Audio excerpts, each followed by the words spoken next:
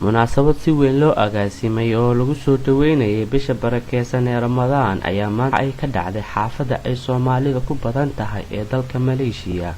munaasabadaas ayaa waxaa soo qaban qaabiyay maamulka iskuulka Fuji School iyadoo dhinaca kale ay ka soo qayb galeen munaasabadani culimo u diin aqoon-yahano iyo shacabweynaha ku dhaqan xaafadaasi.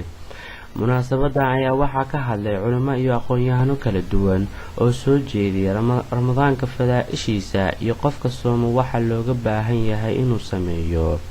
Ustaad Goore oo ka mid ah aqoon-yahanada meesha ka hadlay ayaa waxa uu yiri ugu horeyn maxaa waay aan u dukanayna qiyaamul layl maxaa lagu baahanyaa kan koowaad hadafka koowaad waa shukran lillah in ilaahay aan ku shukrano.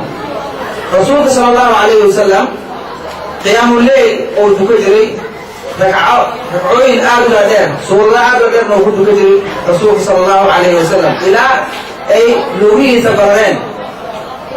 umuna Caaisha waxay ku tiri rasuulka Allah maadaama ilaahay dambigaaga hore ay kii dambe u dhaafay ma khafiifisid oo naftaada u tubtid oo gaabisid. nabiga sallallahu alayhi wasallam wuxuu jawaabay afala akunu cabdan shakura. soo ahdaafta qiyaamul layl waxaa ka mid ah in ilaahay lagu shukriyo. صلاحات شرعي استعمال الصوت وحاوية الإفساق عن افتراض وحيالها الروح الصوت كبرنا إنه كاستئلالية وكجوصة وصول دوانين من طلوع الفجر إلى غروب الشمس.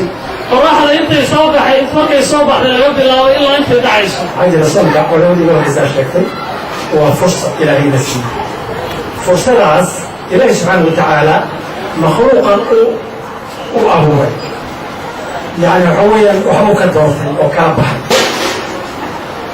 بني آدم كأنبياء وكدورتين رسوشة وأنا قال بحي وحني لي راعة بالكاس وأنا نامي زمن كان بشهر رمضان بعد قدورتين وحني لي صورة ووكي راعة. أماكن المقدسة بيت المقدس يجي محمد مكة المكرمة يجي المدينة المنورة أي على قدورتين إلهي والصفة دي رجع على الساعة ويتابع ويوي زميانا تاني مركا هذه مركا بشهر سنة إلهي ودورتين علماء إنور شيئا الشيخين إنور شيئا أما الدليل تنوصوا قاطع أيها تفضل نوصوا عيسى. munaasabadan oo ah munaasabad lagu soo dhaweynayay bisha barakeysan ee Ramadaan ayaa markii saddexaad lagu qabtay xaafadda u badan tahay Soomaalida ee dalka Malaysia. Xamza Cadde TV-ga qaranka SRTV.